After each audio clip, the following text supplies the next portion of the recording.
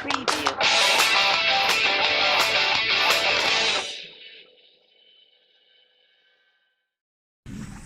Pour un moment qui est un moment important pour la vie de ce lieu unique dans le Grand Chalon et de ce lieu qui est aussi assez unique en Bourgogne-Franche-Comté, puisque je vous rappelle que l'Espace des Arts est la première scène nationale de Bourgogne-Franche-Comté par son rayonnement, par sa capacité de production, par le public qui le fréquente notamment. On est ici pour vous informer du choix qui a été désormais fait il y a quelques minutes par le conseil d'administration que j'ai l'honneur de présider pour succéder à Philippe Buquet. Je remercie. Je ne le remercie pas encore parce qu'il a encore du travail à faire. Mais en tout cas pour succéder à Philippe Buquet à partir du 1er janvier 2020. On est au bout d'une procédure qui a été une procédure longue, puisque le lancement de la procédure a été effectué au mois de février de l'année dernière, enfin de cette année, pardon, février 2019, que un certain nombre de candidatures se sont présentées, 16 pour être précis. 16 candidatures se sont présentées. Avant l'été, le jury s'est réuni une première fois pour présélectionner 5 candidats qui avaient dès lors la possibilité de présenter un projet pour la fin de l'été, précisément pour fin août, autour du 23 ou 23 août. Sur les 5 candidats qui avaient été retenus, seuls 3 sont allés au bout de la démarche et ont présenté des candidatures. Les 2 autres ne sont pas allés au bout, l'une parce qu'elle a obtenu un poste dans les îles et l'autre parce que, pour choix personnel, a préféré finalement rester dans la région où elle était. Les 3 personnes qui ont été retenues ont donc rédigé chacun un projet et ce projet a été mis à la disposition des membres du jury. Les membres du jury, là encore, nous sommes dans une procédure extrêmement normée. Il y avait 2 représentants du Grand Chalon, à savoir Mme Florence Pissonnier, qui est vice-présidente chargée de la culture, et Patrick Legal, maire de Varennes-le-Grand, membre du conseil d'administration de l'Espace des Arts. Il y avait une représentante de la région, Mme Laurence Lutaz, vice-présidente de la région, et une représentante du conseil départemental, à savoir Dominique Lanouzelet, qui est juste derrière moi, conseillère départementale du canton de Givry, et moi-même, en tant que président du conseil d'administration. De nos délibérations, et je vais éviter de faire durer le suspense trop longtemps, de nos délibérations, il a été fait le choix à l'unanimité de retenir la candidature de Nicolas Royer, actuel directeur adjoint de l'Espace des Arts, et qui donc à partir du 1er janvier deviendra donc le directeur de l'Espace des Arts. Avant de lui permettre de dire en quelques mots son projet, moi je tiens à dire que ce qui a été déterminant dans le choix de Nicolas Royer, c'est que d'une part, il a montré une envie énorme de se mettre au service de cet établissement, de se mettre au service d'une ambition qui est portée par cet établissement ici, qui est de faire en sorte que l'Espace des Arts soit un lieu ouvert pour les artistes, un lieu ouvert à la population et surtout un lieu qui amène et porte l'ambition culturelle de ce territoire. Et puis aussi parce que Nicolas, dans les axes du projet qu'il a proposé, il a été sans doute le plus novateur, parce qu'il y a eu le respect de cette histoire qui est ici, mais il a été aussi le plus novateur, je crois, dans les axes qu'il a proposés, notamment un travail sur le numérique, on nous expliquera sans doute. Et je crois que c'est un choix important parce qu'il fallait choisir quelqu'un qui soit à la fois ambitieux, parce qu'il faut avoir beaucoup d'ambition pour ce lieu, et en même temps respectueux de ce qui s'est fait ici, parce qu'il faut toujours avoir conscience qu'il y avait quelqu'un avant et qu'il y aura aussi quelqu'un après, et que l'objectif c'est de faire au moins aussi bien, voire mieux, bien évidemment, mais qu'on ne doit jamais effacer ce que les autres ont fait avant vous, tout en essayant d'inscrire bien évidemment sa marque dans une histoire qui nous dépasse. Donc bravo Nicolas, merci Philippe, merci aussi de savoir passer le témoin comme ça, si simplement, et dans les mois qui viennent, eh bien, peut-être que les places seront aussi perverties. À vous. Merci. C'est très impressionnant. Je voulais juste commencer avec une petite phrase, parce qu'aujourd'hui, vous savez, on accueille William Shakespeare, comme il vous plaira, et une petite citation du grand William. « Le monde entier est un théâtre, hommes et femmes, tous n'y sont que des acteurs. Chacun fait ses entrées, chacun fait ses sorties, et notre vie durant, nous jouons plusieurs rôles. » Et bien moi, je vais commencer un nouveau rôle.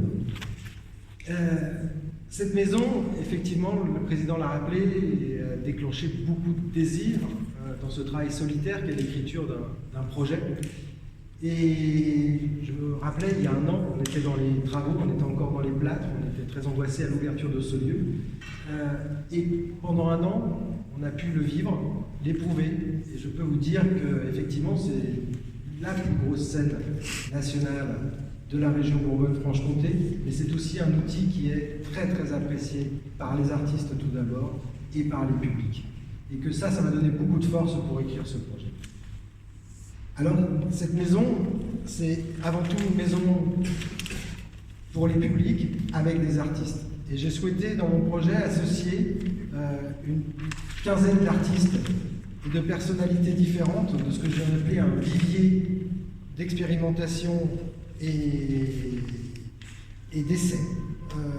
Avec certains que vous connaissez, il y a Pauline Bureau, qui m'a accueilli l'année dernière avec Mon Cœur, Tatiana Julien, que vous connaissez aussi, chorégraphe qui a foulé souvent les plateaux de l'Espace des Arts, Léna Bréban, qui a fait la création de Verte, et puis des nouveaux que vous ne connaissez pas. Justine Bertillot, qui est circassienne, Aïcha Mbarak, Hafiz Daou, qui sont tunisiens d'origine et qui travaillent beaucoup entre le lien entre la France et la Tunisie et autour de la francophonie et qui sont chorégraphes danseurs. Neil Bordure, qui est compositeur musicien. Et puis le collectif Y a pas la mer, qui est basé à Toulon-sur-Arroux et qui est présent parmi nous.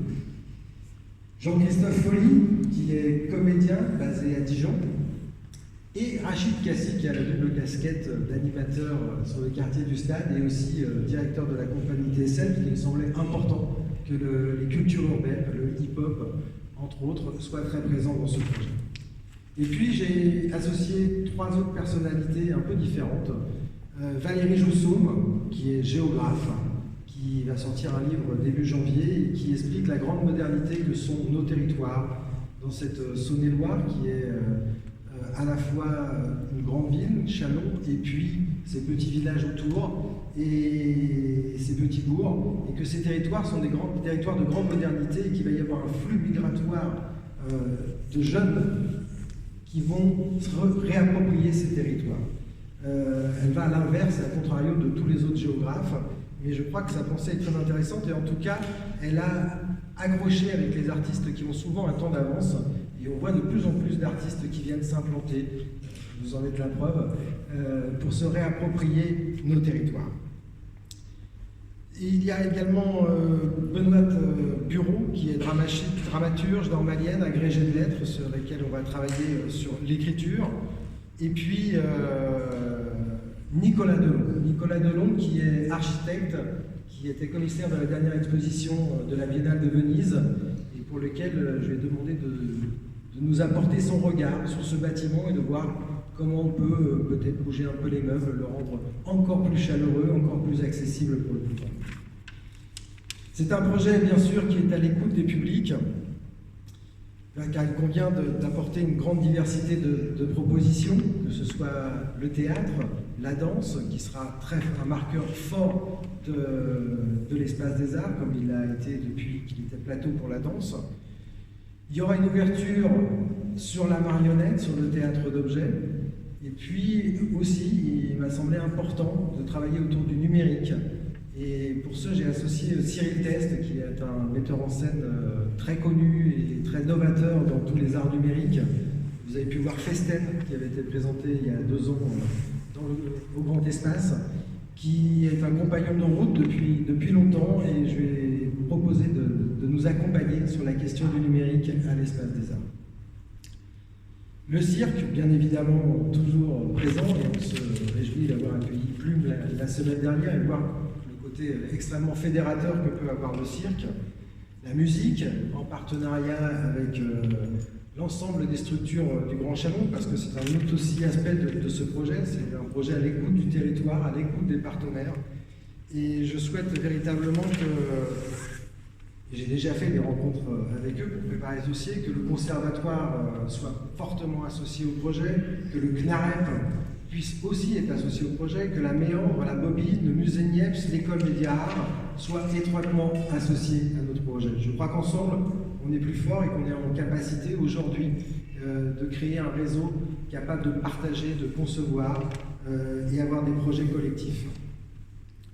Ce sera bien sûr aussi un projet à l'écoute du monde de l'éducation, avec l'idée et l'envie de créer à l'intérieur même de l'Espace des Arts, comme acte symbolique, une salle de classe. Le bâtiment le permet, il y a beaucoup d'espace dans ces 13 000 m² de bâtiment, et on pourra créer une salle de classe en permanence pour accueillir des classes transplantées. Vous savez, on a tous le souvenir des classes vertes, des classes de neige. Et bien là, ce sera des classes culturelles avec une partie d'enseignement classique et puis la prise en charge par les artistes pour travailler sur l'oralité, sur le geste, sur le mouvement, enfin avoir des projets pédagogiques avec les écoles. On en a un petit peu parlé, mais je crois que c'est important cet axe sur le numérique, parce qu'il faut être à l'écoute de son époque. Et en plus, on a la chance d'accueillir très prochainement la Cité du numérique et de l'économie numérique.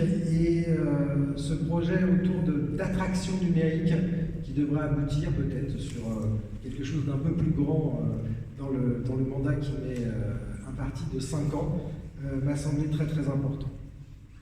Voilà, donc c'est un changement d'esprit, peut-être, un petit peu, qui essaie de célébrer joyeusement et avec imagination une fête de l'intelligence artistique et des sensibilités, pour que l'Espace des Arts reste cette structure de référence dont on est tous fiers, au niveau local, comme au niveau national, et puis peut-être demain comme au niveau européen, ouverte à la diversité du monde, de ceux qui en parlent et de ceux qui l'habitent.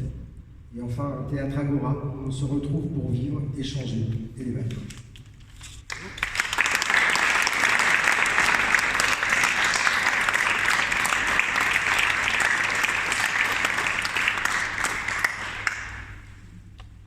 Voilà de manière succincte le projet qui est beaucoup plus épais que ça.